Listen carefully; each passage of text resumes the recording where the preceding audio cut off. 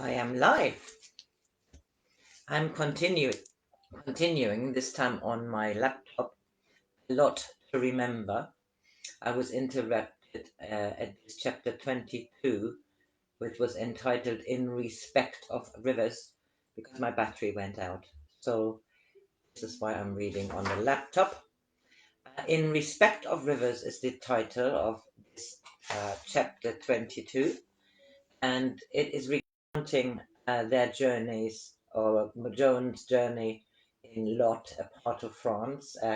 Here she is with Charles. Um, Charles went there one evening alone. He's talking about a lovely space to lovely place to swim. Charles went there one evening alone and was annoyed to see someone's clothes lying at the edge of the water. So, hoping that the intruder would finish his bathe and depart, he took a turn or two along the aisle of poplars, which is separated from the river by a heavily overgrown bank. When after a few minutes no one came up our private path, he was at first impatient and then began to feel anxious. He hurried back, then looked more closely at the clothes, which consisted of a pair of men's shorts, neatly folded, and a pair of canvas shoes.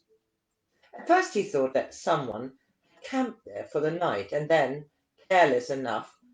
been careless enough to leave them behind.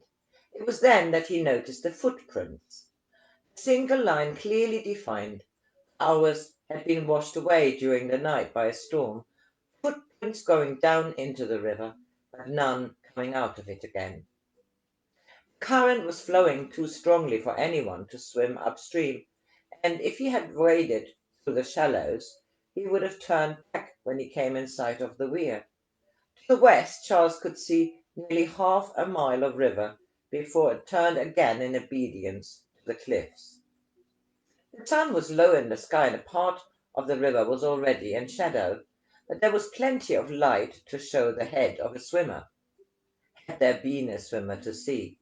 He told himself that the man had got out farther below and walked home in his bathing trunks, far too annoyed to bother to come back and retrieve his shorts.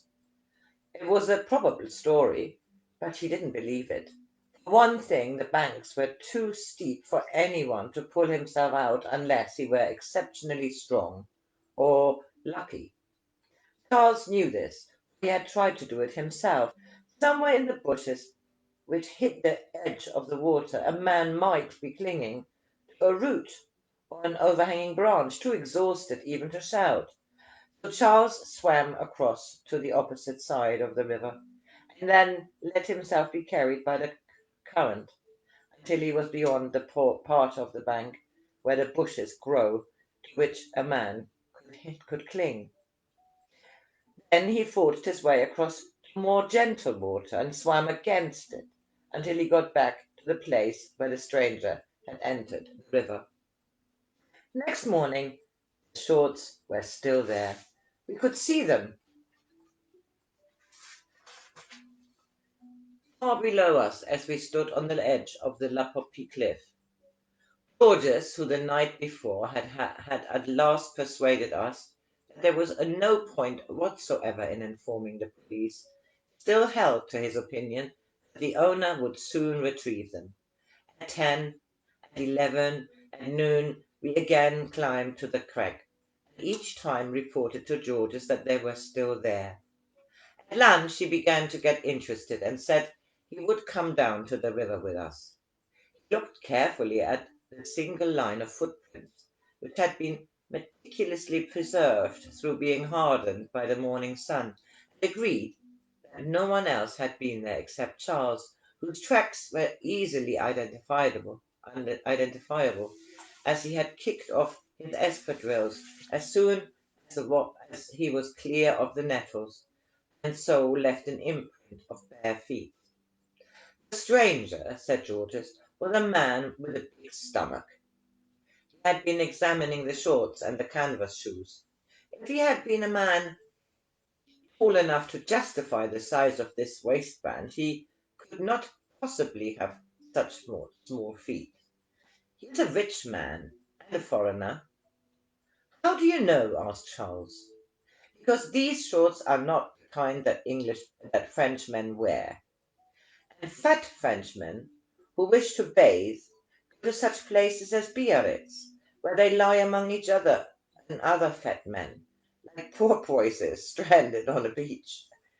And who but a rich fat man would have such tender feet that he walks in his shoes right into the water, and only when it is deep enough to support his fatness does he take them off and throw them here? He turned triumphantly to Charles. That was a clue you did not notice.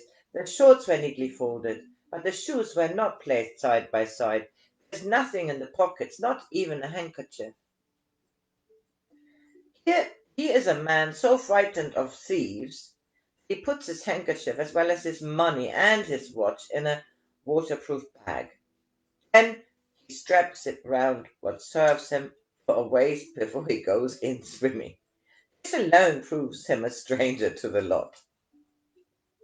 Georges was still holding the shorts, and his description of their owner was so decisive that I thought he might be doing some psychometry. And why not? He could find babes by dowsing, so why not psychometry from the buckle of a pair of shorts? He stared intently at the river and began talking to himself. He is fat. He does not swim well. He is a stranger who does not know our rivers. He thinks the river is shallow all the way across and does not realize that a few strokes might take him out of his depth into the current. Turned to see, he turned to us and said with authority, "Please be very quiet and do not move. And it would be better if you would sit a little further away while I'm working. If there is a dead body in the river, it will be quite near us. I know the deep places and the currents. It will not float until tomorrow, but I have my own way of finding a corpse." For about 10 minutes he crouched motionless on his heels at the water's edge. Then he picked up a small stone and sent it curveting over the surface of the river. Circles spread out, and he stared at them fixedly. Was he employing a technique similar to the one used by those who see in a crystal? The second stone spread ripples over an area downstream of the one covered by the first circles. His gaze was so intent that I thought he might go into a trance and fall forward into the water. I too stared at the circles until I felt dizzy. I began to slip back into myself as a child of 9, when early on a summer morning, alone on the Hayling Island beach, I had waded out to see what my Labrador had discovered in the shallows. It was the body of a drowned sailor. I knew the body belonged to a sailor because there was an anchor tattooed on the bloated chest. The chest seemed to be breathing under a kind of veil, until I saw that the veil was a cloud of nibbling shrimps. So vivid was my imagination that I expected to see the face of the drowned stranger float slowly up to the surface, offering itself relentlessly to my gaze like some monstrous jellyfish. Could I withdraw before they dragged the corpse to the bank? Slowly George got to his feet. "There is no corpse here," he said. "Little fish would not have been attracted to the stones I threw if there had been a corpse here. They would have been too busy feeding on it." No one ever solved the great shorts mystery. Georges showed them to all his friends in every cafe for miles. They were discussed. In the end, Georges made up his mind, in spite of all our denials, that Charles had put them there himself, as an extraordinarily funny, if obscure example of English humour. Here is a picture of Georges, it says, and Madame Rochet.